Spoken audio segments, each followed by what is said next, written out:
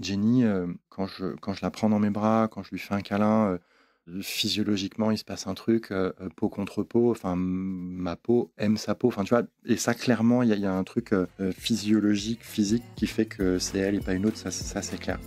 What can I say? Today's my day. Nothing in the world's gonna get in the way. Je suis MC, la rebelle en tutu, et tu écoutes Crush, le podcast qui explore la magie des premiers jours des histoires d'amour. Tous les mardis, je fais la révolution en recevant à mon micro un ou une invitée qui me raconte à cœur ouvert la rencontre qui a un jour bouleversé sa vie. Si tu veux découvrir l'actu et les coulisses du podcast, rendez-vous sur Instagram sur le compte @crush_le podcast. Les histoires d'amour ne commencent pas toujours avec un coup de foudre. Parfois même, elles débutent dans le chaos. Et si elles deviennent aussi importantes, c'est souvent une question de décision pour qu'elles naissent et pour qu'elles durent. Aujourd'hui, je suis avec un invité, oui j'ai bien dit un invité. Alléluia, un homme a accepté de venir à mon micro. Ça faisait bien trop longtemps, je suis très heureuse d'être avec JC aujourd'hui. Comment est-ce que tu vas ? Salut MC, hyper bien, je suis très content. Un peu stressé, j'avoue, plus stressé maintenant que je suis en face de toi que tout à l'heure. Au café ? En discutant au café et en arrivant en vélo, mais hyper bien, je suis très content. Mais très ne content t'inquiète d'être pas, là, et tout va bien se passer. je suis hyper serein pour le coup, ça va, j'ai très confiance. JC, avant que tu nous racontes l'histoire de la rencontre qui a bouleversé ta vie, est-ce que tu peux, s'il te plaît, te décrire en 5 hashtags ? Ouais, alors, hashtag, nous sommes nombreux dans ma tête. Au dernier comptage, on était 46 et Waouh ! ouais, ça cohabite bien et on est nombreux. Hashtag, je kiffe ma vie et je suis heureux. Et je pense que pour moi, c'est important de le dire et de le souligner. Et voilà, et c'est vraiment ce que je sens et ce que je suis. Donc ça, c'est plutôt cool. Et on ne se connaît pas beaucoup parce qu'on s'est rencontrés il y a quelques semaines et tu dégages tout à fait ces ondes positives et hyper joyeuses. Donc, je suis d'accord avec ce hashtag. Eh ben, écoute, top, top. Hashtag, je ne crois pas en la chance, je crois en la réussite. Ouais, et pour moi, alors on pourrait développer, mais s'il y a une chance, c'est la donne que tu as sur tes cartes au départ. Et derrière, c'est la manière dont tu les joues qui fait la diff. Et pour moi, c'est pas de la chance, c'est vraiment de la réussite. Tu mets les pieds dans le plat dès le départ. Ouais, Ok, ouais, j'aime ça. pour moi, c'est quelque chose d'important. Et ben, du coup, avec la notion je mets les pieds dans le plat, hashtag j'aime les partis pris et pas les décisions molles du genou. Pas de commentaire là-dessus, parce que pour moi, ça veut dire ce que ça veut dire. Et puis on en parlait l'autre jour, tu me disais que toi aussi, c'était pareil. Donc, Ouais, et j'aime bien. c'est hyper intéressant. Enfin, j'en ai discuté samedi soir en réçoit avec un pote qui me disait il faut être capable d'affirmer ses points de vue, c'est comme ça qu'on avance. Même c'est en n'étant pas d'accord qu'on avance. Et en fait, je pense que c'est un peu une philosophie de vie, je dirais.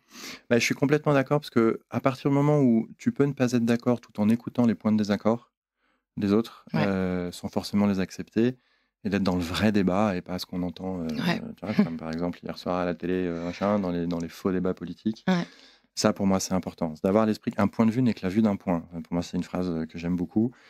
Et en même temps, c'est pas parce que tout le monde partage un même point de vue et que tout le monde a tort depuis longtemps que forcément ils ont raison. Enfin, tu vois, voilà. Ouais. Ok.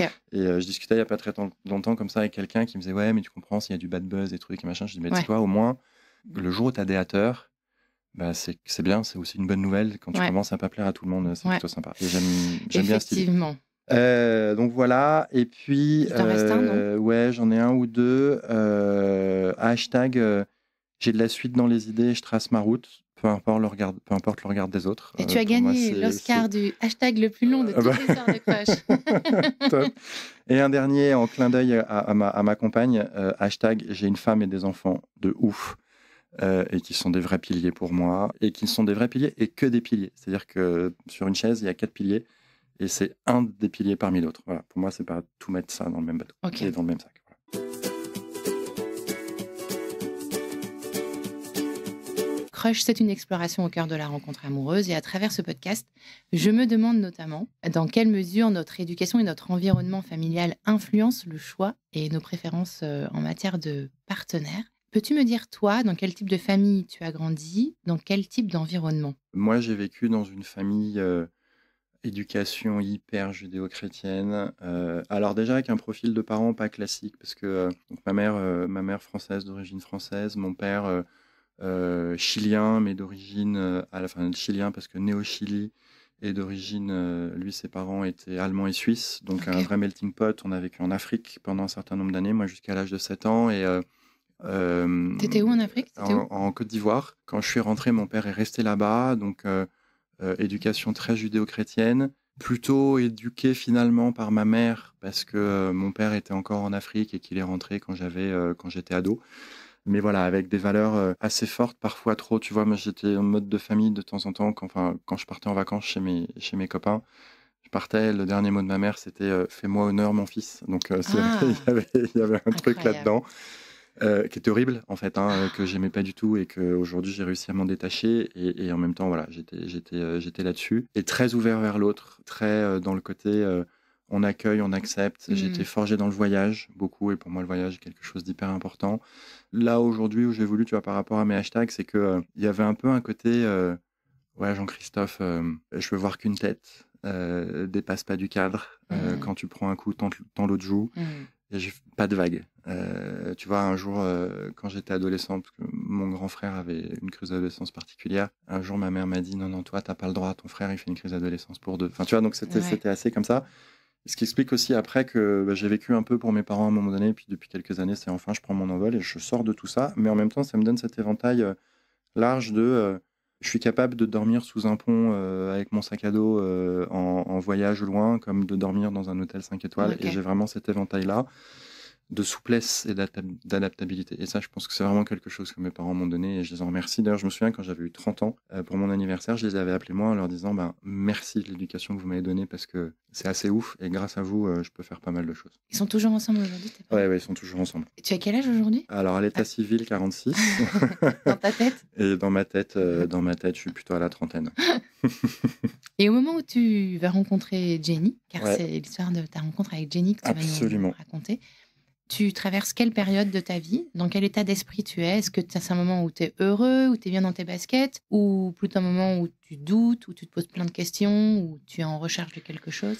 Alors, je suis à un moment où je sors d'une histoire amoureuse qui a duré longtemps, parce qu'elle avait duré 5 ans, avec ce qui pour moi était la femme de ma vie et ce qui pour elle, je croyais, j'étais l'homme de sa vie. Et donc en ayant presque fait les choses à l'envers, c'est-à-dire que j'étais resté avec elle donc un certain nombre d'années pendant mes années d'études, où école de commerce, j'étais au BDE, etc. Mais en soirée et tout, enfin hyper fidèle et engagé parce que je croyais vraiment en cette histoire. Et puis 2002, je commence ma carrière professionnelle, je suis nouvellement embauché dans un cabinet de recrutement.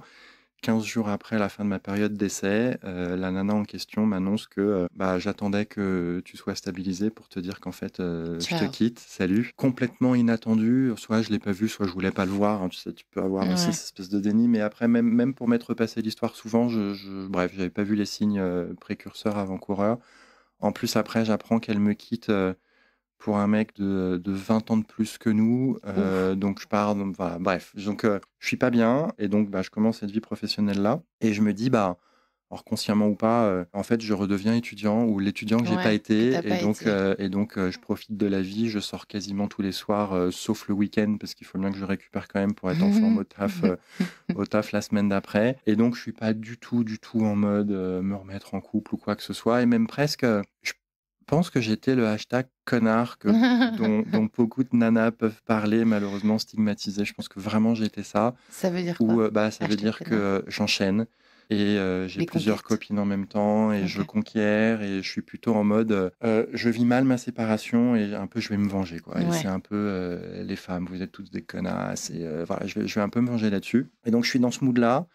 T'as quel âge exactement à ce moment-là? À ce moment-là, écoute, c'est en 2002, donc j'ai 24 ans, Ouais, ok. quelque chose comme ça. Et voilà, et donc je suis dans ce délire-là, et donc j'enchaîne, et il s'avère que du coup, sans m'en rendre compte, donc Jenny, en fait, fait partie, si je puis dire, je vais utiliser avec ces mots-là, de ce lot-là. De ton harem. Voilà, de ce harem, alors qui peut aller soit d'un truc d'un soir, soit d'un truc qui continue, etc. Et en fait, elle est stagiaire dans l'entreprise dans laquelle je bosse à Ok. l'époque. Moi, je la calcule pas du tout, en tout cas au départ. Alors, quand on se raconte, elle et moi, l'histoire, elle-même, quand on la raconte à nos enfants, parce que tu vois, on a 2 enfants aujourd'hui, Elle dit voilà, je l'ai vu rentrer, il ressemblait à rien, avec ses cheveux qui partaient dans tous les sens, sa mèche, truc, machin et tout. Et moi, je la calcule pas. Et en même temps, on sympathise. Et puis, Tu la remarques pas particulièrement? pas Même du tout. pas du tout. Pas du tout. Je la remarque pas du tout. C'est pas ton type de fille? Pas du tout. Ok. Pas du Est-ce que tout. tu as un type de fille? Ouais, moi, mon tic de fille, c'est plutôt Virginie Ledoyen, tu vois, les Ok, filles, petite, brune. ouais, brunes, alors qu'elle a les châtains aux yeux verts. Enfin, tu vois, je suis pas du tout, Ok. pas du tout mon type de fille. Le premier truc dont je me souviens, c'est en parlant avec un de mes collègues à l'époque, qui lui me dit, en me faisant des appels du pied, il me fait, dis donc, et elle, Jenny, tu la trouves, regarde, avec son petit tatouage là. Voilà. Et en fait, je me souviens de cet échange-là, et c'est de ce jour-là où je me dis, ouais, tiens, pourquoi pas, mais honnêtement, je suis pas du tout dans le mood Ok. de On j'ai a bien envie de me compris. mettre en couple, voilà, tu vois, voilà. Donc, et petit à petit, là où il se passe un truc, c'est que on sympathise. La meuf, je la trouve vraiment sympa. Elle m'aide professionnellement, c'est-à-dire qu'on n'est pas dans la même équipe et en même temps, elle est hyper efficace pour la recherche de candidats, etc. Et donc, Ok. de temps en temps, bon, elle est là pour filer des coups de main aux consultants sur les différentes missions et tout. Puis, elle taffe hyper bien, etc. Et en fait, on commence, entre guillemets, une relation, mais par mail, à Ah. s'envoyer des petits messages, Au bureau. des petits mots, des petites blagues, des petits trucs, etc. Voilà, enfin, c'est comme ça que ça commence. Et puis, ben, en fait, c'est la régulière. Enfin, je suis désolé À un de moment, le elle dire devient comme la ça. Voilà, régulière. à un moment Ok. donné, elle devient régulière. Il y en a d'autres. Dans mon esprit, elle le sait. Et je Oui. suis très clair avec elle. Parce que pour le coup, je voulais pas être en mode faire croire quoi que ce soit Ouais. et tout. Je dis, voilà, tu t'es une parmi d'autres et j'ai certainement pas envie de me mettre en couple sur d'une histoire compliquée et tout. Et puis, Quand tu dis dans ton esprit, ça veut dire que pour elle, c'était pas aussi clair? ouais, je pense que pour elle, il y avait quelque chose. J'ai appris après que quand elle m'avait vu, donc effectivement, pour elle, je ressemblais pas à grand-chose, etc. Mais elle me dit, et c'est ce qu'elle dit à nos enfants, elle dit, j'ai vu le potentiel. J'ai vu le potentiel de potentiellement qu'est-ce que faire changer, maturer, etc. Parce que enfin, j'avais aucun style. Enfin, effectivement, j'en savais pas grand-chose. Mais bon, voilà, elle dit, voilà, j'ai vu le potentiel. Et alors que moi, si tu veux, j'ai mis 6 mois à me rendre compte qu'elle avait les yeux verts, par exemple. Tu vois, c'est un Ok. jour, en rendez-vous comme ça, je fais, tiens, mais t'as les yeux verts? Elle fait, bah, il serait temps que tu me regardes. Enfin, tu vois, bref, pas du tout dans ce délire. Donc, régulière, etc. Puis à un moment donné, il y a finalement quand même plus que elle, mais je suis pas encore engagé en mode, on est en couple, ça va le faire, ça va durer et tout. Et notamment, il se passe deux choses. Un jour, je rentre chez moi où elle est là et j'arrive, l'appartement est tout propre, elle a tout rangé, tout ceci, tout cela. Et là, je la regarde et en fait, je la mets dehors. Je lui dis, mais j'ai pas envie, j'ai pas besoin d'avoir une femme de ménage à la maison, quelqu'un qui s'occupe d'eux. En fait, je me sentais hyper oppressé, tu vois. Et donc, Ouais. donc ça, c'est première chose. Et puis, deuxième chose, je pars en 2005 pour 1 an pour faire un tour du monde en sac à dos, en mode je pars seul, je pars vivre ma vie. Avec le recul, c'était finalement ça qui me terminait mon histoire d'avant. Mhm. Et puis au moment de partir, je lui dis écoute, je pars seul, donc c'est fini, parce que je veux pas te faire espérer quoi que ce soit, parce que si je rentre, enfin quand je rentre, si je rentre, on verra ce qui se passe. Et en fait, à ce moment-là, elle encore, c'est la petite étudiante, si je puis dire, tu vois, où moi je commençais à bosser. Bref, je la voyais encore comme une petite étudiante. Et on reste plus ou moins en contact quand je suis en voyage à l'époque par MSN. Et puis, voilà, on se donne des nouvelles et sans plus. Et sur le chemin du retour, j'atterris à Madrid sur le chemin du retour. Et puis elle s'est installée à Toulouse, où elle est plus étudiante, elle a commencé à bosser. Et puis, de Madrid à Paris, on peut faire un crochet par Toulouse, tu vois, parce que j'étais en moyen de transport locaux. Et puis, je m'arrête à Toulouse. Et elle vient me chercher à la gare de Toulouse. Et là, pour moi, en fait, le premier vrai flash, il est là. C'est-à-dire que Mhm. je la vois sortir de la voiture. Elle sort du taf. Elle est en tailleur, pantalon et tout. Je la trouve belle et je me dis, ah putain. Ouais, enfin, tu vois, c'est plus l'étudiant, c'est la jeune femme qui bosse. Je la trouve belle, je la trouve élancée. Et là, je me dis, ah ouais, là, peut-être que mon flash, en fait, il est là. Et elle a vécu sa vie, c'est-à-dire que elle bosse, elle a un copain. Là, je me dis, putain, là, il va falloir que je parte à la reconquête. Et donc, c'est ce qui se passe. Et Ah, attends, ouais, vas-y. attends, temps mort. Temps mort. Parce que tu as dit un truc qui m'intéresse. Parce que pour une fois que j'ai un homme en face de moi, je vais pas me gêner pour Vas-y, essayer de je suis comprendre des aussi trucs. là pour ça. Quand tu disais que quand tu rentres ce soir-là et qu'elle a rangé ton appartement, Ouais, et que tu te sentais, ça t'oppresse. ouais. Est-ce que tu sais dire pourquoi? Parce que je crois que c'est un schéma un peu courant de couple comme ça, naissant ou jeune, où la fille, elle s'investit énormément, est très attentionnée et fait comme ça plein d'actions, de gestes qui, pour elle, sont de la gentillesse, en fait. Mmh. Est-ce que tu sais dire pourquoi c'est oppressant? Ouais, ça m'oppresse parce que, d'abord, je pense que ça me fait peur, de voir qu'on n'est pas enfin, je suis pas du tout calé là où potentiellement elle est. Je me dis: «Putain, elle est en train de s'engager dans un truc alors que, en gros, moi, j'en ai un peu rien à faire», tu vois? Je pense qu'il y a ça et ça m'oppresse parce que je me dis, c'est pas du tout le schéma dans lequel moi j'étais et dans lequel j'étais éduqué, en tout cas dans lequel le schéma j'étais en mode, j'ai pas une copine ou une femme qui est femme à la maison, où je rentre, elle est là et elle m'attend avec les petits souliers, les petits trucs et machin. Je putain non, c'est pas du tout, du tout, du tout ce que je veux. Ouais et je me dis: «Mais attends, moi si j'ai envie de laisser traîner un truc par terre, je laisse traîner un truc Donc par tu te sens terre», envahi un peu? ah ouais, complètement, Ouais. complètement, d'autant plus que, quand elle a rangé des trucs et tout, elle achetait des trucs auxquels je tenais. Mais elle savait Ah! pas forcément et je me dis: «Putain, mais Ah oui. en fait, il se passe quoi? Et tu qui pour déjà prendre autant de place?» tu vois? Non, mais parce que moi, je rentre chez moi, le mec a rangé l'appart, je lui dis: «Ouais, putain, merci et bravo». Oui, alors aujourd'hui, oui, tu vois? Je veux dire, c'est pas quelque chose potentiellement qui Non, mais je m'oppresserait, comprends. mais si jamais il y a des trucs dans mes affaires sur lesquels elle est arrivée, elle a touché et cetera, je me dis: «Non, ça reste un espace de liberté pour moi et il faut pas y toucher». Mais tu vois, pour en avoir parlé après avec elle, enfin plus tard en tous les cas, elle, c'était son schéma à elle d'éducation. Mmh. Où dans son schéma Intéressant. d'éducation, c'était, en mode, un jour elle m'a dit texto: «Ma mère m'a dit: "Pour garder un homme, si tu, t'occupes bien de l'appartement et que tu lui fais bien à manger, en gros de son ventre, Et que tu baises. On est heu, d'accord. Ça va avec ouais, généralement. que tu baises». Alors je sais pas si pour le coup, sa mère, il y a eu ce conseil-là parce qu'il y a une histoire très compliquée de son côté et je ne vais pas rentrer dedans parce que Mmh. ce serait pas à moi d'en parler. En tout cas, la société, oui, dit aussi et en plus, si de temps en temps, Soit serviable. tu peux le sucer comme il veut, c'est plutôt pas mal, quoi, tu vois? Effectivement, il peut y avoir de ça. Mais là, en tout cas, c'était: «Tu t'occupes de la maison et tu lui fais bien à manger, Mmh. ton mec, il restera». Mais elle, elle avait été élevée, plus qu'éduquée d'ailleurs, élevée, pour moi, je fais vraiment une différence dans les 2 termes, élevée comme ça. Je pense que, bah, son corps défendant, c'est ce qu'elle reproduisait et moi, pas du tout, Ouais, quoi. Moi, c'était pas du tout mon truc. ouais et donc du coup, ça veut dire que si j'essaye de résumer ça, ça veut dire que toi, tu sens ça t'oppresse parce que tu sens que vous vivez pas l'histoire de la même manière et qu'il y a un Exactement. déséquilibre, ça te gêne et pour elle et pour toi. Ouais. Que tu te sens envahi et ce qui est intéressant quand tu parles d'éducation, c'est que là, on se rend compte que déjà à ce moment-là de l'histoire, en fait, votre passé, et l'environnement dans lequel vous avez grandi a un impact sur bah, le sort de la relation. Ah mais oui, parce que en fait, c'est vraiment 2 mondes qui se rencontrent. Ouais. Moi, tu dis, tu vois, je suis, plutôt éducation judéo-chrétienne, nouvelle bourgeoisie, balai dans le cul, enfin, tu vois? Ou, tu vas aux fêtes de Noël, c'est, «Fais-moi honneur mon fils, faut être habillé en costard pour faire plaisir à la grand-mère» et cetera et cetera. Ce qui a plein de bons côtés par ailleurs, hein, je suis pas en train de cracher dans la soupe et elle, elle est dans un monde, hyper rural, agriculteur, Mmh. très, on s'en fout de l'étiquette, on est avec les gens pour les gens et que voilà. Ah, Mmh, donc ça veut dire aussi que vous avez transcendé, les milieux sociaux? complètement.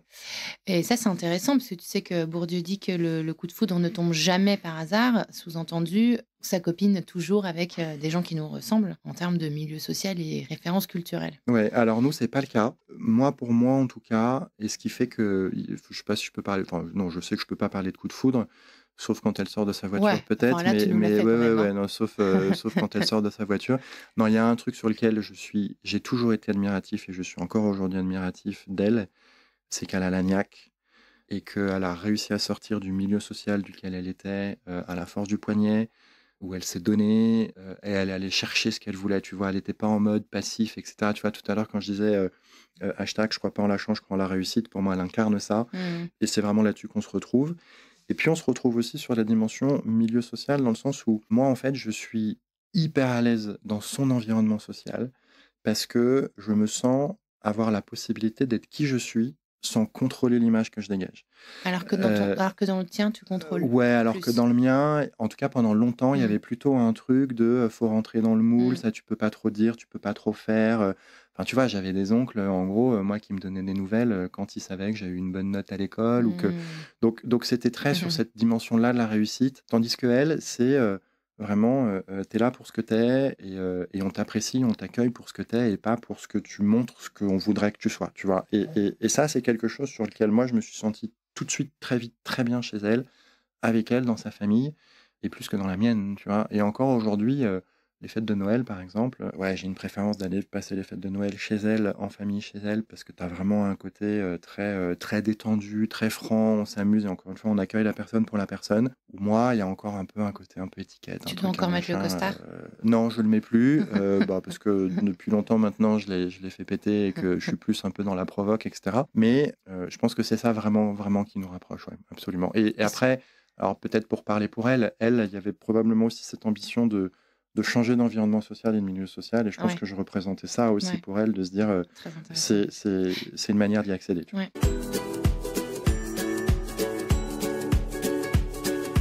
Alors revenons sur l'histoire en elle-même. Donc tu viens d'avoir ce coup de foudre quand tu vas la chercher Ouais, à la gare. Parce qu'en fait, elle s'est transformée, si je comprends ouais, bien. exactement. Donc c'est elle qui vient me chercher à la gare. Et donc effectivement, elle s'est transformée. C'est plus la stagiaire. Elle vit dans son appart. Elle bosse, elle a sa bagnole. Physiquement, elle a changé? Ouais, je trouve. Ouais. C'est-à-dire que physiquement, pour moi, elle est devenue femme.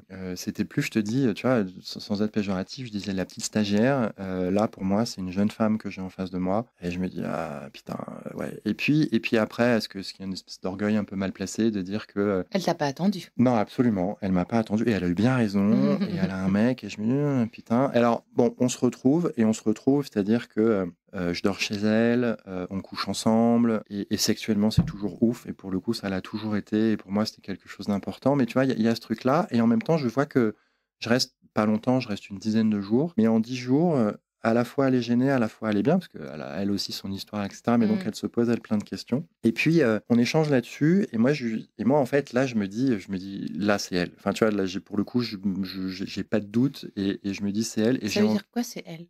Bah, j'ai envie que ce soit elle. J'ai envie que ce soit la femme de ma vie. Enfin, alors après, est-ce que c'est un truc que je fantasme parce qu'elle a son mec à côté, parce que je veux partir un peu en mode conquérant, etc. Je saurais pas trop dire. Dit-il en tapant sur le cœur. Mais voilà, et je me dis, ouais, là, il y a quand même quelque chose, à tel point que je me dis, bah, je termine mon voyage, parce que mon voyage a commencé à Paris et je voulais le terminer à Paris. Ouais. Je pose mes affaires, je retrouve ma famille, etc. Et puis je reviens et je retourne à Toulouse, donc là où elle est. Et en fait, très vite, je trouve du boulot, c'est-à-dire que je trouve du boulot À Toulouse? Ouais, à Toulouse, en quelques jours, etc. Et un soir, donc je suis chez elle et je dis voilà, ça y est, bah, j'ai trouvé du taf, je peux commencer la semaine prochaine et tout. Et là, en fait, c'est elle qui prend peur et je le sens. Et comme je suis assez sensible sur ce genre de choses, je dis bah qu'est-ce qui se passe? Et elle me dit bah non, attends, en fait, ça va trop vite vu notre histoire, notre truc, notre machin. Et puis elle me dit mais elle est toujours en couple? Elle est toujours en couple avec l'autre. Et elle me dit mais en plus, t'es qui pour revenir? Enfin, en fait, elle prend peur. Et là, je comprends, je lui dis ok. Bah, moi, je veux pas repartir sur un truc pas clair, etc. Si tu as peur, c'est qu'aujourd'hui, c'est pas ça, c'est que t'es pas OK. Je prends mes affaires. Un matin, elle part au taf. Je lui dis, quand tu rentreras ce soir, je serai plus là. Effectivement, elle rentre le soir, je suis plus là. J'ai loué une bagnole. Je suis parti chez un pote à Marseille pour remonter à Paris. Je dis à la boîte qui m'a proposé de bosser, je dis, bah écoutez, non, du coup. Ah ouais, parce que du coup, tu étais quand même descendu vraiment. Tu avais cherché le job et tu étais. Ah, j'étais parti pour m'installer à Toulouse. Absolument. Absolument. Et pour qu'on soit ensemble et pour elle. Et puis voilà. Puis de me dire, de toute façon, à Paris, j'ai rien à y faire. Enfin, tu vois, je veux dire, j'avais pas de taf ni rien du tout. Donc tu lâches tout finalement, tu restes pas à Toulouse. Donc finalement, je reste pas à Toulouse. Je remonte à Paris. Et quand je suis en train de remonter à Paris en voiture, le soir, elle m'appelle et elle me dit, en fait, ce matin, je disais, j'avais peur et tout, je sais pas. Puis là, elle me dit, je rentre le soir, t'es pas là. Elle me dit, je sais. Je dis, ouais, voilà, t'es mignonne, mais ok. Je viens de tout plaquer, ouais, moi. On va voir. Là, je vais pas redescendre un truc comme ça. Si ça doit se faire, ça se fera. Ouais. Depuis Paris, voilà. Puis on entame vaguement un truc à distance et tout, mais évidemment, ça tient pas. Donc pendant 6 mois, on se parle plus, ou juste très peu d'échanges et tout. Et puis à un moment donné, ça revient, et puis on se retrouve vraiment, c'est-à-dire qu'on reflash, on se remet à nouveau ensemble, et puis on décide de partir en vacances ensemble. Et c'est là, en fait, où le truc bascule. C'est que le lendemain de notre arrivée en vacances, on est en train de faire du wakeboard, donc en Bretagne. Elle a un accident, elle se casse la jambe, en wakeboard. Attends, le wake, c'est... Le wakeboard, c'est comme du ski nautique, mais de côté, en ouais. surf. Ouais, c'est du ski nautique en surf. Et en fait, sur le truc, elle se force à le faire. Et puis, à peine sortie de l'eau, il y a une petite vaguelette qui arrive, qui fait partir la planche d'un côté. Elle lâche pas le palonnier, donc elle Déjà, elle a part de réussi à l'autre. sortir de l'eau, alors franchement, bravo. Ouais, alors, ouais, exactement. Ouais, mais tu vois, c'était juste au moment. Et en fait, du coup, elle part en spirale. Aïe, arrête, Et elle arrête, se arrête. fait une fracture de 12 cm le long Oh, du fémur. mon Dieu. Enfin bref, donc elle Je ne ferai est plus jamais de wakeboard. très très grosse opération, donc à Pont-l'Abbé en Bretagne Sud. Mm. Et donc du coup, elle est rapatriée chez ses parents en Normandie. Toutes ses affaires sont à Toulouse. Et je lui dis, écoute, t'inquiète, je m'occupe de tout. Je descends à Toulouse récupérer toutes ses affaires, je déménage tout, je rentre tout dans la voiture, je remonte tout chez elle. Et puis, peu de temps après, donc moi j'habitais Paris, pour sa rééducation, c'était quand même plus simple, etc., etc. Et donc en fait, c'est comme ça qu'elle vient s'installer au départ Ok. chez moi, suite à son accident. Et pour la petite histoire, en fait, tous ses oncles, encore aujourd'hui, quand ils me chambrent, ils me disent, bah, tu lui as quand même pété la jambe pour être sûr que vous restiez ensemble. Et voilà, et c'est ce qui est resté. Est-ce que c'est le destin qui a fait ça? J'en sais rien. Mais Ah. toujours est-il que bah, le fait qu'elle soit cassée la jambe fait qu'elle a quitté Toulouse et qu'elle a terminé à la maison et que, en fait, ça s'est fait comme ça. Et ça a déclenché chez toi cette envie de vraiment prendre soin d'elle à ce moment-là. Ouais, après, déjà, je pense que je suis un peu sauveur dans l'âme. Et en plus, j'étais touché, j'avais envie que ça marche. Je me sentais quand même aussi un peu responsable parce que cette sortie en wakeboard, on était avec des copains qui étaient les miens. Bon, bref. Et puis, de toute façon, pour le coup, d'un point de vue, tu vois, engagement, respect de l'autre et tout, enfin, j'allais pas la laisser toute seule en galère. Enfin, Oh, tu sais, ça arrive souvent. Hein. Ouais, Tu mais sais pour le que les femmes qui tombent malades, je sais plus, les stats sont incroyables, mais les femmes qui ont des cancers se retrouvent, je crois que c'est 50%, 60% C'est vrai. Ah, seules. putain, ouais, mais alors Les mecs se barrent. pour le coup, moi, c'est alors, tu vois, rapport éducation, peut-être il y avait ça, et puis avec le recul, je pense que je commence à être amoureux.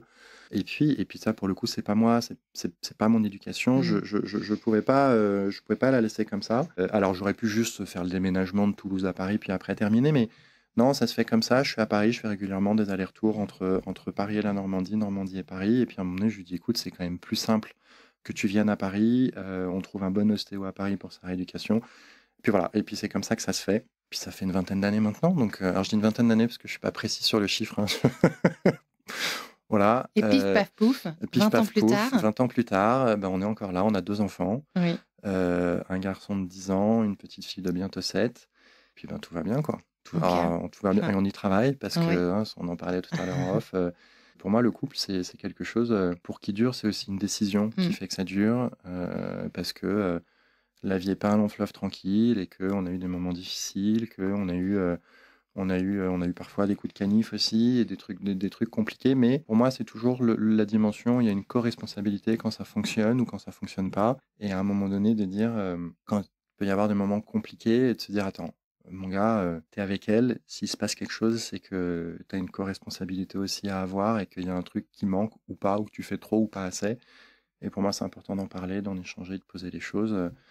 Et puis, j'allais dire de pardonner, dans le sens où c'est pas forcément oublier, mais c'est de dire, bah, c'est la vie, on fait avec, on avance, et puis ça se décide. Enfin, tu vois, encore une fois, vraiment pour moi, tu vois, c'est mon quotidien aussi, même professionnellement, c'est de dire, attends, on n'est pas dans la plainte, c'est trop facile, qu'est-ce que tu décides de faire, tu vois? Et Ouais. moi, en tout cas, je suis là-dedans. C'est marrant parce que quand tu interroges les couples de personnes âgées, qu'est-ce qui fait que votre couple a duré depuis si longtemps? Souvent, il y a la capacité à pardonner qui émerge dans les réponses. Quand tu parles de décision, JC, est-ce que tu penses que même dans la rencontre, vos décisions, les tiennes, les siennes, ont été importantes dans le fait que cette histoire n'est pas restée anodine? C'est-à-dire qu'elle n'a pas duré, elle n'a pas été éphémère, quoi. Ça fait 20 ans que vous êtes ensemble, vous avez créé une famille, vous avez créé 2 êtres, 2 créatures incroyables. Tu parlais tout à l'heure de destin. Comment tu te positionnes par rapport à ça? Je suis pas sûr de croire au destin et je crois pas au hasard. Donc, hein, fais ton tri au milieu de ça. Par contre, à un moment donné, il y a des opportunités qui se présentent à toi et tu les saisis ou tu les saisis pas. Et pour le coup, moi, clairement, je pense que, en fait, Jenny, c'est Jenny et c'est pas une autre. Et j'aurais pas vécu ce que j'ai vécu avec une autre. Et que c'est elle. Enfin, tu vois, et que même parfois, quand il peut y avoir des questionnements, etc., quand je regarde notre histoire, c'est aussi une histoire de décision parce que il y a eu des phases de doute, il y a eu des phases de qu'est-ce que je fais, qu'est-ce que je décide, est-ce que c'est lui, est-ce que c'est elle, ou est-ce que c'est un autre, où je vais, et ouais, et c'est des choses qu'on a vraiment décidé en conscience. Et ça fonctionne parce qu'on a voulu que ça marche aussi. Alors après, c'est pas que mécanique, évidemment. Oui, moi, je suis convaincu qu'il y a une alchimie. Jenny, quand je la prends dans mes bras, quand je lui fais un câlin, physiologiquement, il se passe un truc, peau contre peau. Enfin, ma peau aime sa peau. Enfin, tu vois, et ça, clairement, il y a un truc physiologique, physique, qui fait que c'est elle et pas une autre. Ça, c'est clair. Ouais, maintenant, c'est un choix aussi. Alors, c'est pas un choix quotidien, hein, je m'entends. Maintenant, oui, notre histoire, ça n'a pas été un long fleuve tranquille, mais même d'avoir des enfants, tu vois, c'est un choix d'avoir des enfants. Oui, bien sûr, c'est un choix. Et puis, ça met le couple à rude rude épreuve, épreuve. c'est Non, clair. ça, Hein, on est d'accord. mais c'est clair. Et c'est, nous, au début, enfin, ça n'a pas été hyper facile non plus d'en avoir. Donc, enfin, avant d'en avoir, on en a parlé aussi. Et puis, mais même, tu vois, dans notre histoire, à un moment donné, moi, là où un jour, j'ai consciemment vraiment décidé, je dis, ouais, c'est elle. C'est que moi, il fallait que je fasse un test. C'était de l'emmener en voyage en sac à dos. Parce que je voulais m'assurer qu'elle soit dans cette capacité de je fais face quand rien n'est prévu. Parce que je la voyais très organisée, très, etc., etc. Et en fait, on était parti pendant 10 jours en Bulgarie. Et alors, je vais évidemment pas dire que c'était Un crash test. Voilà, que c'était un crash test ou un crush test. crush Enfin, ouais, test. c'était si je l'avais pas dit. Et en fait, elle m'avait dit d'accord, juste, j'ai quand même, elle, pour être rassurée, elle avait besoin de planifier 2-3 trucs. Ok. Je dis par contre, au milieu du séjour, tu me laisses 4 jours, 5 jours où on ne sait pas ce qu'on fait et on verra et on voit. Et en fait, ça s'est hyper bien passé et c'était super drôle parce que le début du on planifie rien, c'est elle qui avait regardé les horaires de train, le truc, le machin et tout. Et en fait, on arrive à la gare et elle avait oublié elle, le décalage horaire et de changer les montres et les horloges sur nos montres. Et donc, on était arrivé 1 heure en retard du départ du train, donc forcément, il était parti. Moi, j'avais rien dit. Je lui ai dit, tiens, je vais voir comment elle réagit pour voir comment ça la bouscule. C'était top parce que elle a complètement baissé les armes, lâché le truc et elle a vraiment accueilli ce qui arrivait. Et là, je me suis dit, ok, ça match aussi là-dessus, sur ce côté. J'ai avec moi et en face de moi une personne qui va être en capacité de pouvoir gérer l'imprévu et qui n'est pas obligée de prévoir tout. Mais tu vois, en lien avec le côté très oppressant, aussi, moi, quand tout est prévu de ouf tout le temps, je peux pas. Enfin, j'ai besoin. Et puis de toute façon, comme pour moi, la vie, ça vient de toute façon faire péter ce que tu as prévu, parce que ça se passe pas toujours comme tu as envie que ça se passe. Mais quoi c'est vrai qu'il que le arrive. voyage, ça peut être une métaphore un peu de la vie de couple. Effectivement, faire face aux imprévus, être capable de réagir, être capable de s'écouter, de Absolument. communiquer, de prendre les décisions ensemble. Oui, mais C'est souvent pour ça qu'on dit que c'est un crash test un peu. Ah, mais c'est clair, c'est clair. Et pour moi, ça a vraiment été important. Et puis avec ce côté, et même pendant ce moment-là, on s'était laissé un temps seul, où on n'était pas l'un Ok. avec l'autre, et de se dire, tiens, on se retrouve à tel moment, justement pour aller au bout du truc. Et ce voyage en Bulgarie, ouais, je pense que pour moi, ça a vraiment scellé complètement toutes ces espèces de petites étapes qui font qu'on est encore là aujourd'hui. Ok. Ouais, Crush test réussi. Exactement. Alors du coup, tu m'as parlé, si je devais avoir un peu ta recette du fait que cette rencontre est devenue si importante pour toi, tu m'as parlé de saisir les opportunités. Ouais. Donc vraiment cette capacité à prendre des décisions en fait. Ouais. Tu m'as parlé d'alchimie des corps. Ça me fait penser aussi, on en parlait dans l'épisode avec Marine, qui parlait de l'ergonomie des corps, tu sais. Oui. Cette sensation qu'en fait les deux corps s'emboîtent comme il faut. Hein. Et c'est vrai que quand on rencontre quelqu'un il y a des gens avec qui ça marche pas du tout. Oui, absolument. Tu vois, physiquement, il y a un truc, ça colle pas, quoi. Il n'y a rien de naturel, on a envie d'enlever un bras quand on dort, tu vois, ce genre de choses. Est-ce que tu penses qu'il y a aussi une question de timing? Parce que vu que vous vous êtes rencontrés en fait en 2 fois, en fait, la première fois, c'était pas le bon moment. Et quand tu la vois sortir de la voiture à la gare, c'est... Ouais. Tu le vois pas comme ça? Non, si, clairement, pour moi, en fait, nous, on a eu plusieurs timings. Oui, je pense qu'il y a une question de timing. Tu vois, moi, le premier, j'étais pas du tout, encore une fois, dans le délire. Ouais. Je sortais d'un truc duquel j'étais malheureux, j'avais besoin de m'en remettre. Et bon, voilà. Elle, est-ce qu'elle était dans le timing? J'en sais rien, je peux pas parler pour elle, mais elle était étudiante en stage de fin d'études et tout. Bon. Après, moi, je suis parti, j'avais besoin de tourner complètement la page, j'ai fait mon tour du monde. Elle était dans son timing à elle, je commence à bosser. Et puis après, ça s'est régulé petit à petit, mais je pense qu'effectivement, il y a une question de timing. Et là, pour nous, ce qui a fonctionné, pour le coup, par réussite, je pense, parce qu'on est resté en contact à chaque fois, et qu'il y avait encore une fois cette alchimie, c'est-à-dire que très vite, tu vois, ne serait-ce que physiquement, ça a été de ouf avec elle tout de suite. C'est-à-dire que nos corps se parlaient et il y avait ce truc-là que j'ai jamais eu avec aucune autre. Enfin, tu vois, même avec celle avec qui je pensais que on allait rester pour la vie ensemble, même si on s'entendait très bien aussi, il n'y avait pas cette espèce de truc en plus, d'étoile en plus, qui faisait que, en fait, chimiquement, ça fonctionne. Et c'est encore le cas aujourd'hui, tu vois. Moi, juste le simple fait de la prendre dans mes bras quand je me couche et de sentir ma peau contre la sienne, je sens que ma peau, elle frémit, tu vois. Enfin, ouais, ça, c'est ouf. Ça, c'est ouf. C'est dingue. Ça, c'est ouf. Ouais.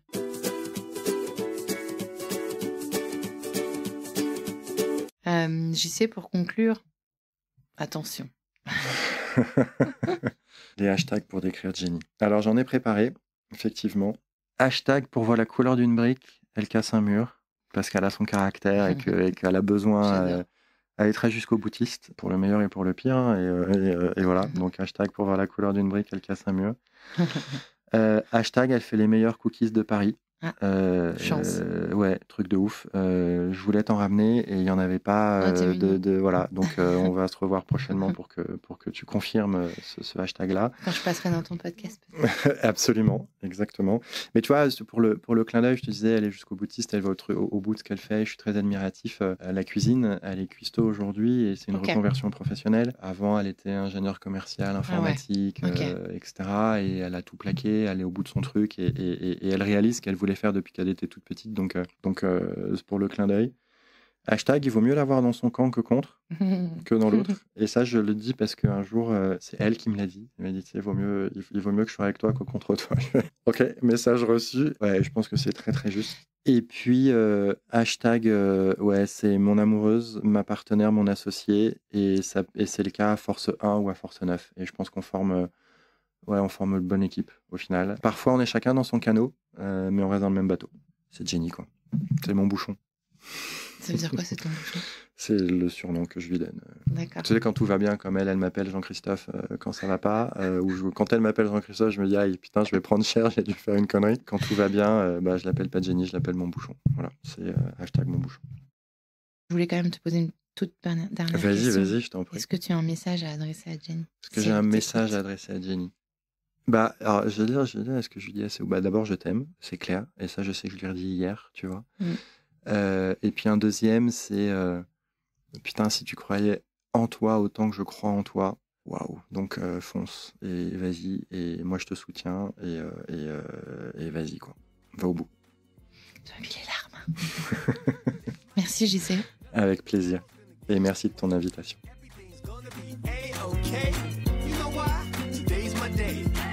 Merci d'avoir écouté cet épisode. Je compte sur toi pour aller mettre 5 étoiles et un commentaire sur ta plateforme d'écoute favorite, notamment Apple Podcast. Ça prend littéralement 30 secondes et c'est crucial pour soutenir mon travail complètement indépendant. Si tu veux venir à mon micro, tu peux m'écrire sur crush.lepodcast@gmail.com et si tu veux me soutenir financièrement, clique sur le lien Patreon dans le descriptif de cet épisode. Mille merci pour ton écoute et à la semaine prochaine pour un nouveau Crush. I take aim and I just can't miss.